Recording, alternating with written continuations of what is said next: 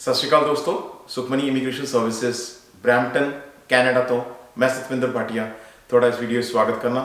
मैं regulated and licence Canadian immigration consultant हाँ। अज का वीडियो बहुत स्पैशल है क्योंकि अज एक नहीं दो ड्रॉ की गल कर लगे हाँ। जी हाँ, 2 PNP ड्रॉ हुए ने, दोनों की गल करांगे, पूरी डिटेल तुहानूं दसांगे। उस तो पहला थोड़े अगे रिक्वेस्ट है, प्लीज़ जो चैनल हुण तक तुसीं सबसक्राइब नहीं किया तो प्लीज़ चैनल जरूर सबसक्राइब कर दिओ क्योंकि इस चैनल पर असी बहुत सारिया कनेडियन इमीग्रेशन दियाँ न्यूज़ अपडेट टिप्स ट्रिक्स तुहाडे नाल शेयर करने। जो तुहानूं वीडियो पसंद आए प्लीज़ लाइक करो, शेयर करो अपने फ्रेंड्स और फैमिलीज़ नाल, उन्हों का भी बेनीफिट हो सके। प्लीज़ बैल आइकन में जरूर प्रेस कर दिओ क्योंकि इस तरह यह वीडियो उस वक्त तुहाडे तक पहुँच जाता है जो असी अपलोड करने। सो अज गल करन जा रहे हैं 2 PNP ड्रॉज की। एक ड्रॉ होया है ईस्ट साइड ते, एक ड्रॉ होया है वैस्ट साइड ते। तो शुरू करने अज का वीडियो। सो अज का वीडियो उस तो पहला क्योंकि साढ़े इत्थे ओंटारियो दे विच और कई जगह पूरी दुनिया दे विच फादर्स डे मनाया जाता है। सो सबनों मेरे वालों हैप्पी फादर्स डे दियाँ वधाइयाँ। सो वैसे तो फादर्स डे तुसी रोज़ ही मना सकते हो, कोई पर्टिकुलर दिन की लोड़ नहीं हैगी। खैर अगर एक कोई दिन हैगा एटलीस्ट उस दिन जरूर तुसी फादर्स डे सैलीब्रेट करो अपनी फैमिली के नाल। So happy Father's Day. तो शुरू करने अज की गल। अज 2 PNP ड्रॉज हुए ने। ये 2 PNP ड्रॉ 2 दिनों के विच हुए ने। सो 2 PNP ड्रॉज इन 2 डेज। पहली गल करने BC PNP ड्रॉ। जी हाँ, BC यानी कि ब्रिटिश कोलंबिया का PNP ड्रॉ होया है, उसकी गल करने। सो BC द PNP ड्रॉ होया है जून 14 14 जून। सो 14 जून यह ड्रॉ है तो ये तुहाडे सामने गवर्नमेंट दो इनफॉर्मेशन मैं लैके आया, ये गवर्नमेंट की इनफॉर्मेशन है। सो ड्रॉ जो BC का ड्रॉ होंगे 2 हिस्सों डिवाइडेड होंगे मोस्टली, अगर वो टैक ड्रॉ ना हो तो स्पैसीफिकली तो मोस्टली वो 2 हिस्सों डिवाइडेड होंगे। एक होंगे जनरल ड्रॉ, तो जनरल ड्रॉ के 138 लोग बुलाए गए हैं। तो एक ये इलावा जो दूजा होंगे है वो होंगे है टारगेटिड ड्रॉ। तो टारगेटिड ड्रॉ के जोड़ा है इत्थे पर्टिकुलर नॉक कोड नूं टारगेट किया जाता है। सो टारगेटिड ड्रॉ और जनरल ड्रॉ। सो जनरल ड्रॉ के अंदर टैक कैटेगरी भी आती हैगी है, लेकिन कई बार पूरा का पूरा टैक स्पैसीफिक ड्रॉ भी होंगे है। सो अज जी गल कर रहे हैं दोनों 14 तरीक को दोनों ड्रॉ हुए हैं 14 जून को, और दोनों ड्रॉ की गल करांगे। इत्थे तुसीं एक मिनीमम स्कोर देख रहे हो। मेरे को कई सारिया ऐसिया क्वेरीज आईयां ने जी, तुसीं तो कहते हो CRS स्कोर ज़्यादा हो गया, इत्थे तो बहुत थोड़ा है। फॉर गॉड सेक, यह CRS स्कोर नहीं है, ये SIRS स्कोर है, ये अलग है। ये ब्रिटिश कोलंबिया की अपनी मैट्रिक्स हैगी है, ये ओदा स्कोर है। Please do not confuse. जोड़ा CRS है वो एक्सप्रैस एंट्री वास्ते, मैं अगे चल के तुहानूं भी क्लैरिटी देना, राइट। सो अगे चलने। सो जिस तरह कि मैं तुहानूं दस्सिया एनालिसिस है। सो एनालिसिस दे विच तुहानूं मैं दस्सिया कि 2 पार्ट्स के ड्रॉ डिवाइडेड होंदा है। पार्ट A जोड़ा कि जनरल है, पार्ट B जोड़ा कि टारगेटेड नॉक कोड टारगेटेड है। सो टोटल जोड़ा 161 लोगों को बुलाया गया, 161 दे विचों 138 लोग जोड़े ने वो जनरल कैटेगरी दे विच ने, जिहदे विच टैक ड्रॉ भी शामिल है। और जोड़ा टारगेटेड नॉक टारगेटेड ड्रॉ है उहदे विच 23 लोगों को बुलाया गया, 23, राइट। सो टोटल जोड़ के 161 लोग। हुण इत्थे एक बड़ी इंपॉर्टेंट और ध्यान देने वाली गल है, और हर बार मैं रिपीट कर रहा, शायद ये गल हजे भी पहुँच नहीं पा रही, लेकिन जे तुसी ध्यान दोगे तो तुहानूं ये गल क्लीयर हो जाएगी कि किहड़े नॉक कोड्स नूं टारगेट किया जा रहा है। नॉक कोड्स नूं गवर्नमेंट उहिओ नॉक कोड्स नूं टारगेट करेगी जिहदी रिक्वायरमेंट है, जिहदी लोड़ है, जो वो चाहते हैं कि देखो साडे कोल शॉर्टेज है, इस स्किल की शॉर्टेज है।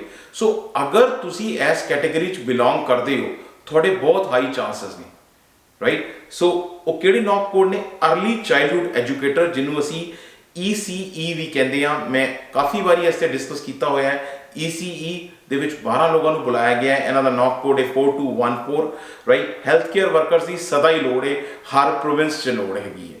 ਰਾਈਟ। ਹੈਲਥ ਕੇਅਰ ਵਰਕਰਸ 7 ਬੁਲਾਏ ਗਏ ਨੇ, ਔਰ ਉਸ ਤੋਂ ਬਾਅਦ ਇਸ ਕੈਟੇਗਰੀ ਦੀ ਲੋੜ ਬ੍ਰਿਟਿਸ਼ ਕੋਲੰਬੀਆ 'ਚ ਹਰ ਵਾਰ ਆ ਰਹੀ ਹੈ ਔਰ ਲਗਾਤਾਰ ਆ ਰਹੀ ਹੈ।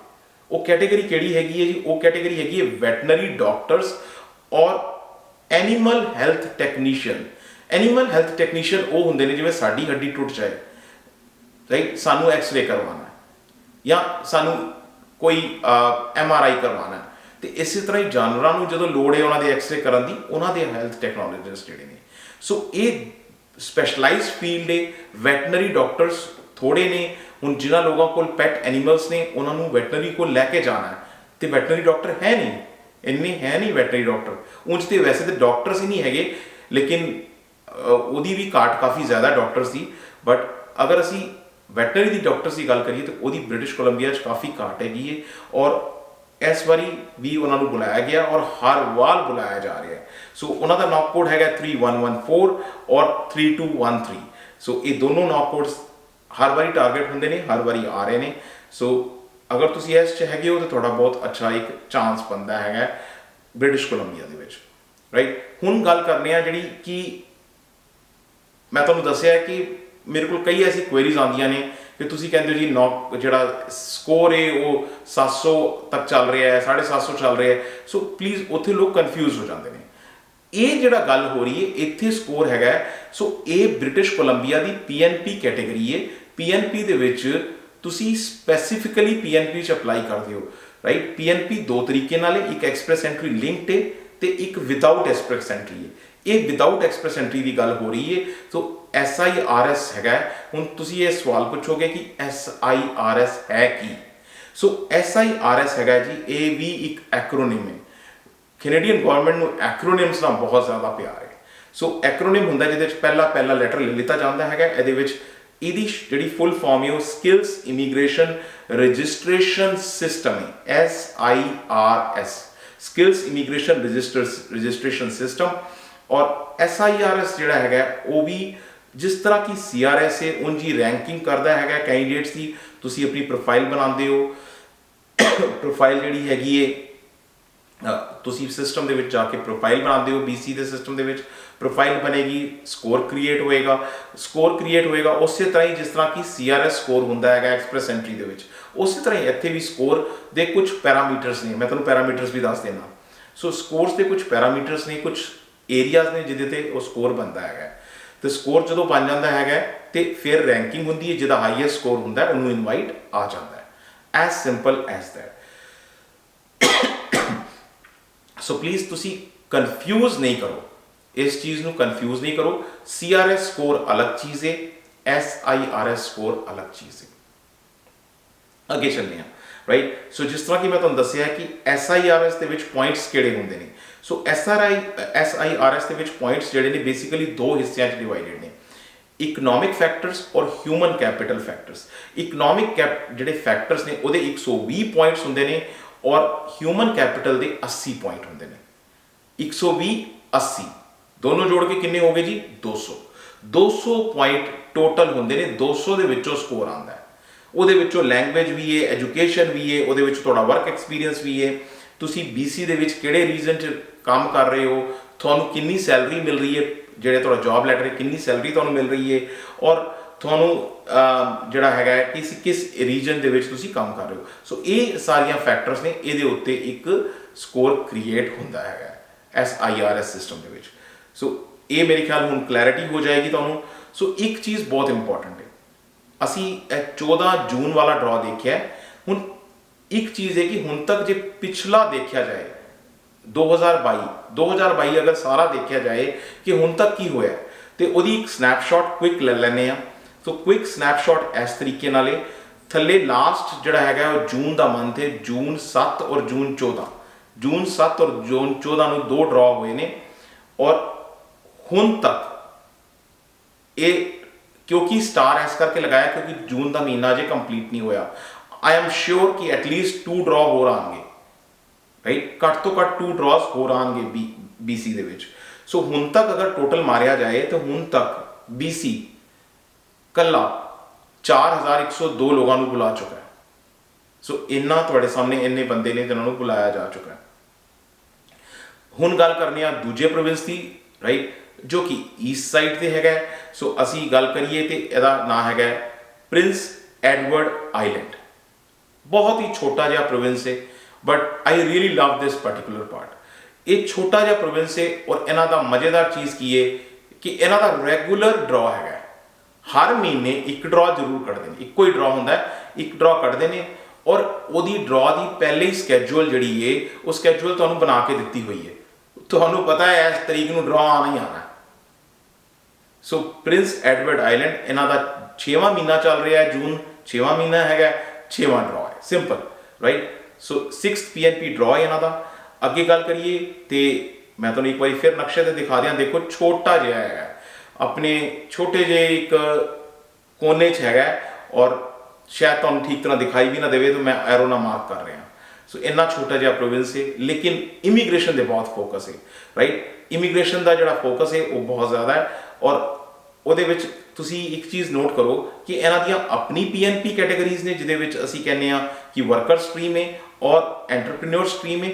ਪਲੱਸ ਇੰਪੋਰਟੈਂਟ ਚੀਜ਼ ਇੱਥੇ ਧਿਆਨ ਦੇਣ ਵਾਲੀ ਹੈ, ਇਹ ਆਲਸੋ ਪਾਰਟ ਹੈਗੇ ਨੇ ਐਟਲਾਂਟਿਕ ਇਮੀਗ੍ਰੇਸ਼ਨ ਪ੍ਰੋਗਰਾਮ ਦੇ। ਐਟਲਾਂਟਿਕ ਇਮੀਗ੍ਰੇਸ਼ਨ ਪ੍ਰੋਗਰਾਮ ਦੇ ਵੀ ਇਹ ਪਾਰਟ ਹੈਗੇ ਨੇ। ਸੋ ਅਲੱਗ-ਅਲੱਗ ਤਰੀਕੇ ਨਾਲ ਲੋਕ ਲੈਂਦੇ ਨੇ। ਇਹਨਾਂ ਦਾ ਆਪਣਾ PNP ਪ੍ਰੋਗਰਾਮ ਹੈਗਾ, right, plus Atlantic immigration program ਵੀ ਹੈ। ਸੋ ਅੱਗੇ ਚਲੀਏ ਤੇ ਜਿਸ ਤਰ੍ਹਾਂ ਕਿ ਮੈਂ ਤੁਹਾਨੂੰ ਦੱਸਿਆ ਕਿ ਸਿਰਫ ਕੱਲਾ ਇੱਕੋ ਪ੍ਰੋਵਿੰਸ ਐਸਾ ਹੈ ਜਿਹਨੇ ਆਲਰੇਡੀ ਸਕੈਜੂਲ ਪੂਰੀ ਦੀ ਪੂਰੀ ਸਕੈਜੂਲ ਆਪਣੀ ਪਬਲਿਸ਼ ਕੀਤੀ ਹੋਈ ਹੈ। ਸੋ ਇਹ ਰੀਸਕੈਜੂਲ ਇਹਨਾਂ ਦੀ 16 ਜੂਨ ਹੋਈ ਹੈ, 16 ਜੂਨ ਨੂੰ ਡਰਾ ਹੋ ਗਿਆ, ਸਿੰਪਲ। ਅਗਲਾ ਡਰਾ ਜੁਲਾਈ 'ਚ ਹੈਗਾ। ਸੋ ਪਹਿਲੇ ਹੀ ਦੱਸਿਆ ਹੈ ਜੀ ਤੁਹਾਨੂੰ ਕਿਹੜੀ ਤਰੀਕ ਨੂੰ ਡਰਾ ਹੋਣਾ ਹੈ। ਕੋਈ ਟੈਨਸ਼ਨ ਲੈਣ ਦੀ ਲੋੜ ਨਹੀਂ, ਕਦ ਆਊਗਾ ਡਰਾ, ਕਿਸੇ ਕੋਲ ਪੁੱਛਣ ਦੀ ਲੋੜ ਨਹੀਂ, ਰਾਈਟ। ਸੋ ਹੁਣ ਡਰਾ ਦੀ ਜਿਹੜਾ ਡਰਾ ਹੋਇਆ 16 ਜੂਨ ਨੂੰ, ਹੁਣ ਉਹਦੀ ਗੱਲ ਕਰ ਲੈਂਦੇ ਆ। ਸੋ 16 ਜੂਨ ਨੂੰ ਜਿਹੜਾ ਡਰਾ ਹੋਇਆ ਉਹਦੇ ਵਿੱਚ ਜੀ ਇਨਵਾਈਟ ਕੀਤੇ ਗਏ ਨੇ 136 ਲੋਕ, 136 ਦੋ ਪ੍ਰੋਗਰਾਮ ਨੇ ਟਾਰਗੇਟ ਕੀਤੇ ਗਏ ਨੇ, ਐਕਸਪ੍ਰੈਸ ਐਂਟਰੀ, ਲੇਬਰ ਇੰਪੈਕਟ ਔਰ ਬਿਜ਼ਨਸ ਇੰਪੈਕਟ। ਸੋ ਜਿਹੜੀ ਐਕਸਪ੍ਰੈਸ ਐਂਟਰੀ ਜਿਹੜੀ ਹੈਗੀ ਹੈ ਲੇਬਰ ਇੰਪੈਕਟ ਦੇ ਵਿੱਚ 127 ਲੋਕਾਂ ਨੂੰ ਬੁਲਾਇਆ ਗਿਆ ਹੈ, ਬਿਜ਼ਨਸ ਕੈਟਾਗਰੀ ਦੇ ਵਿੱਚ 9 ਲੋਕਾਂ ਨੂੰ ਬੁਲਾਇਆ ਗਿਆ ਹੈ। ਐਕਸਪ੍ਰੈਸ ਐਂਟਰੀ ਦੇ ਵਿੱਚ 127 ਔਰ ਬਿਜ਼ਨਸ ਇੰਪੈਕਟ ਦੇ ਵਿੱਚ 9 ਲੋਕ। ਬਿਜ਼ਨਸ ਇੰਪੈਕਟ ਦੇ ਵਿੱਚ ਜਿਹੜਾ ਪ੍ਰੋਵਿੰਸ਼ੀਅਲ ਸਕੋਰ ਇਹਨਾਂ ਦਾ ਮੈਟ੍ਰਿਕਸ ਹੈਗਾ ਉਹਦੇ ਵਿੱਚ 65 ਪੁਆਇੰਟਸ ਲੀਸਟ ਹੋਣੇ ਚਾਹੀਦੇ, ਉਹ ਹੋਏ ਗਏ ਨੇ ਤੇ ਉਸ ਕਰਕੇ ਇਹਨਾਂ ਨੂੰ ਇਹ ਬੁਲਾਇਆ ਗਿਆ। ਸੋ ਇਹ ਅਗਰ ਗੱਲ ਕਰੀਏ ਤੇ ਜਿਹੜਾ ਡਰਾ ਹੈ ਹੁਣ ਤੱਕ ਕੀ ਹਾਲਾਤ ਨੇ।